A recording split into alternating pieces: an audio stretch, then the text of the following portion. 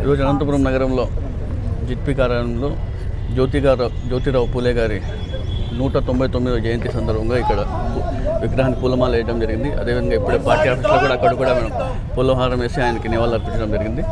మొట్టమొదటి సాంఘిక సంస్కర్త, అదేవిధంగా ఆయన చదువుకి ప్రాధాన్యత ఇచ్చిన గొప్ప వ్యక్తి జ్యోతిరావు పూలే గారు.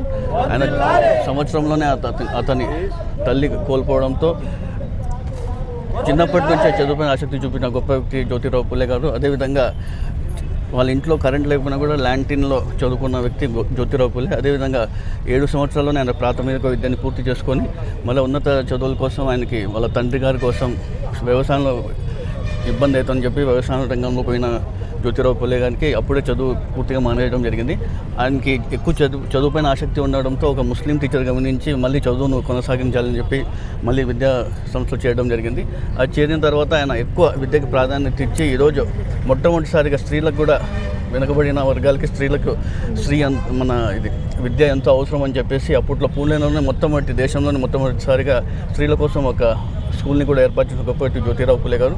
అదే అతని భార్య కోసం కూడా చదువు నేర్పించి, సావిత్రి పూలే గారికి చదువు నేర్పించి ఆమె కూడా ఒక చదువు చెప్పే వాళ్ళకి టీచర్గా అయితే బాగుంటుందని చెప్పేసి ఆమె కూడా టీచర్గా చేసిన గొప్ప వ్యక్తి జ్యోతిరావు పూలే.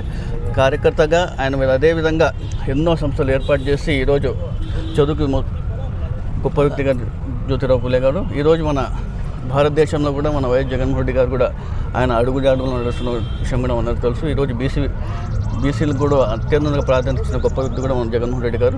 ఆయన ఆశలు ఎప్పుడు నెరవేర్చడం ఆయనకి ఘన నివాళులు చెప్పుకొని తెలుసు.